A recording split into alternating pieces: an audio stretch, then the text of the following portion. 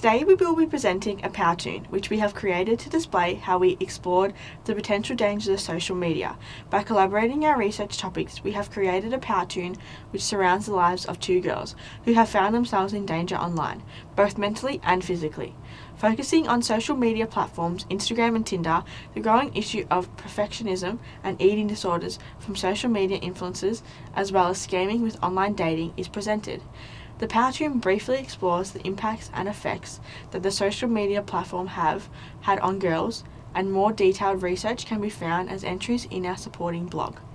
Our blog, The Dangers of Social Media, holds our individual blogs as well as entries that we have made at continuing stages throughout creating our video.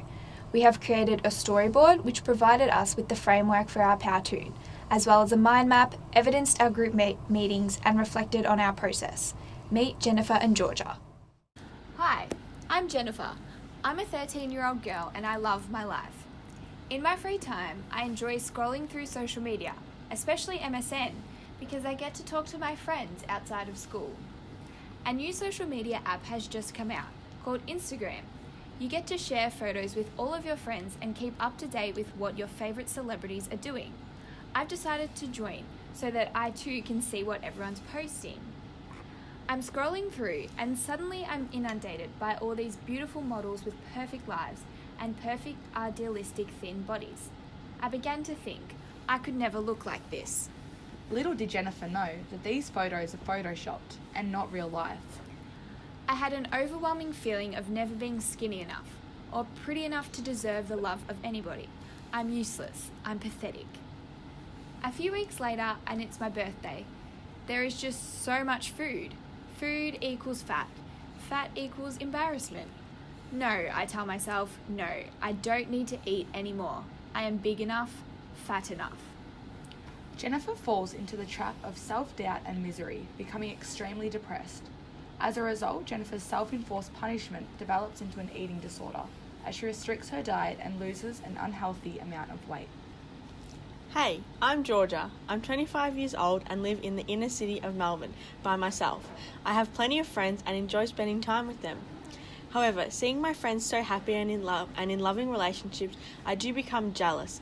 I would definitely love to find my soulmate and feel that being 25, if I don't find someone soon, I never will. I decided to make a Tinder account to talk and hopefully meet the right person online. I come into contact with this beautiful, handsome, healthy man named Mark, who says he's from Sydney. We connect on such a deep level so quickly, and I suddenly find myself feeling loved, trusting him virtually with my life. One day, Mark tells me that he needs money to buy some supplies for work, because he is a carpenter and has had his tools stolen. My automatic response is to give him all that I can, regardless of the fact that I am struggling to pay my rent because I love him. After sending my payments to Mark, I am ghosted. I don't hear from him in 3 weeks, before I investigate and find out he's not actually from Sydney, but from Nigeria. He did not need the money for work supplies, and instead I was scammed, left with barely enough money to get by. Not only can I not afford to live and pay rent, I can't afford to see my friends, and this is when I realised I need help. Jennifer and Georgia's friends notice that they are struggling and need help. They send them to group counselling. Jennifer and Georgia meet at the group counselling and start telling the group what they have gone through. This is the beginning of a new chapter for both girls. To conclude this presentation, Jennifer and Georgia were able to transform their lives for the better.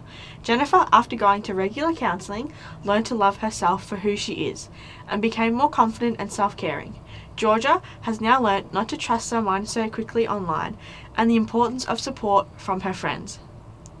While this is a made-up story, it has aspects that affect many individuals every day.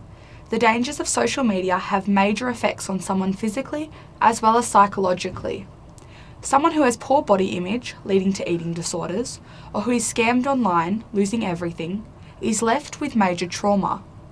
We are able to use our expanded knowledge on the potential risks of social media to enhance our capabilities as future educators. It is important to educate our students on how to appropriately use the online platforms that are available to them to reduce the risks of them falling into a similar situation like Jennifer and Georgia.